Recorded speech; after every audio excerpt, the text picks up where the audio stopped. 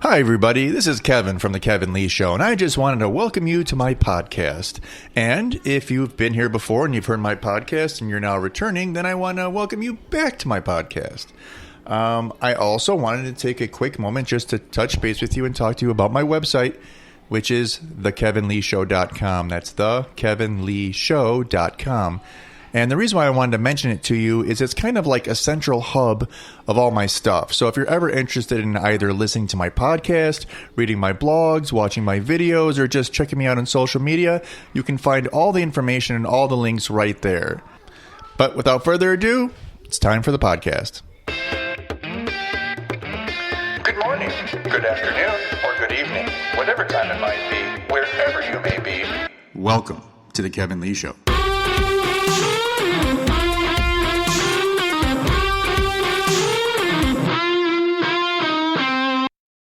Alrighty, everybody. I just wanted to take a second here before I get going and apologize first off if my voice sounds a little scratchy or if I have to pause from time to time to take some water because where I live, it is springtime and my allergies are going a little haywire.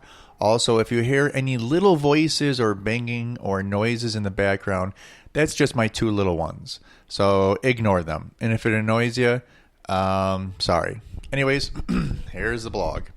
Is there such a thing as adolescence? Serious question. I know that you and I and pretty much everyone in this country who is alive today had a childhood in some way, shape, or form. I'm not saying it was a good one. Nonetheless, we all had one. The question stands, is that a good thing? Back in the day, there he goes with back in the day, children did not have childhoods compared to what our kids experience today.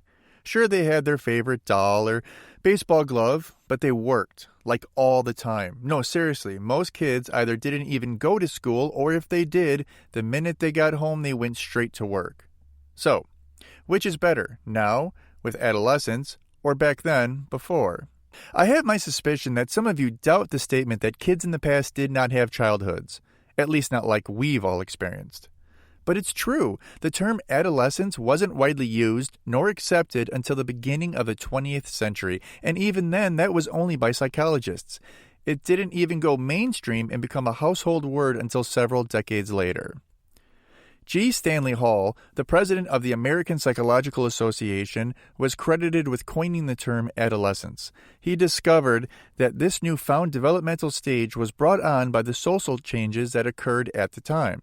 In other words, due to the combination of both child labor laws and the introduction of mandatory education, the youth had a lot more time on their hands.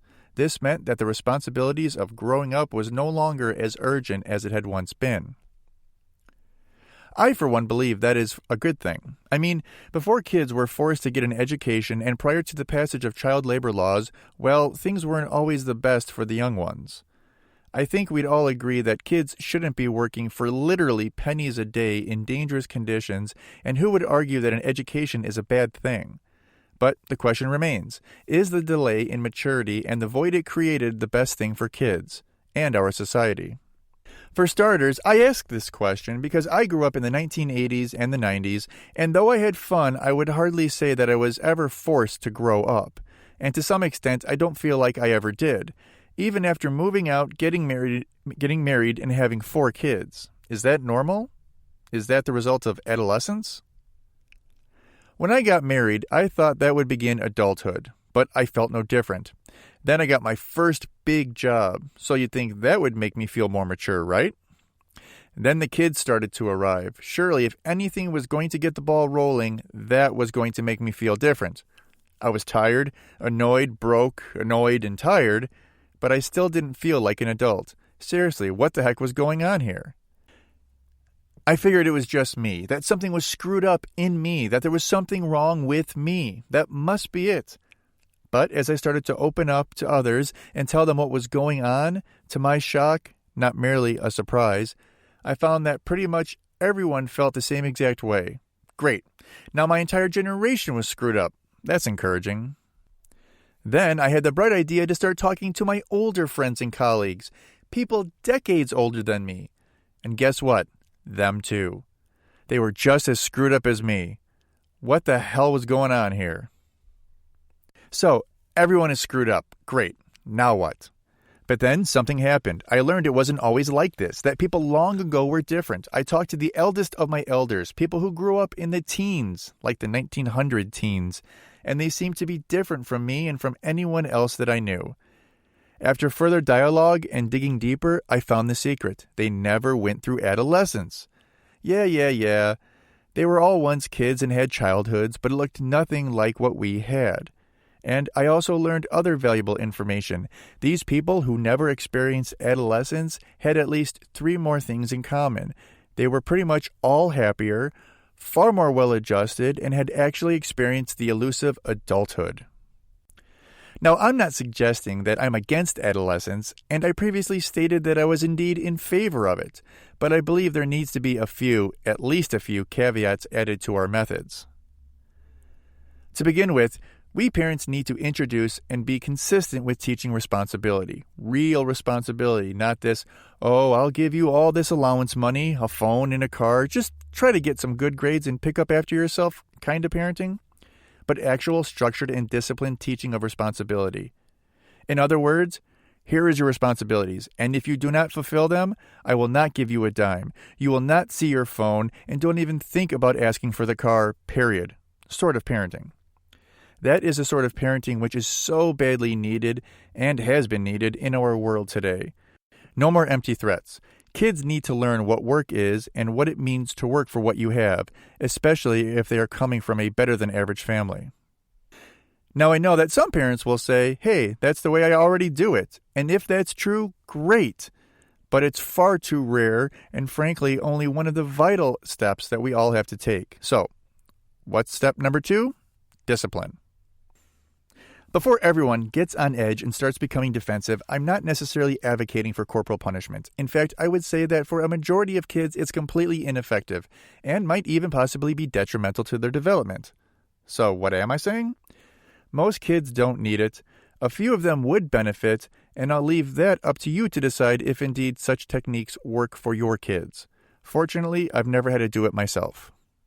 So, now we have that out of the way, what else does discipline look like? Actually, it's really rather simple. It's about boundaries, setting them and reinforcing them. That's it. Decide what is acceptable and what is not. Make your standards understood, be consistent, and be prepared to enforce whatever type of punishment that you've set for a particular area. Again, the keys are being reasonable in your demands, and most important, be consistent. Finally, we are left with what might seem as a less significant subject, but might very well be the most important, giving your kids the gift of learning how to live. How to go out into our big, beautiful world and experience it, to soak it all in and become part of it. Sounds simple, I get that, but I can assure you that it's not. Test time. How many places have you traveled in your life? Be honest, no one is going to judge you. If you were to hear other people answer that question, you might be surprised that they've never left the country once in their entire lives. Furthermore, you might be surprised that many people haven't even traveled to more than, say, 3 or 4 other states within our country. Now, you want to guess the number of people who have never ever left their home state? Not even once? Let me say that number is kind of frightening. Understand, I'm not saying that if you don't travel that you've never lived, because that would be absurd.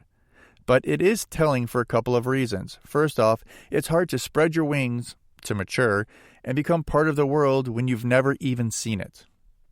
Furthermore, when you were a kid, where did you want to go? How many places did you want to see, to experience? What does all this have to do with growing up and becoming an adult? Simple. People who don't want to expand their horizons, to experience, to see, to learn, are usually the same people who don't like leaving their childhoods behind, but rather cling to it. Close their eyes and live in their own little worlds. If you want someone to grow up, they have to be able to leave their world and join the world.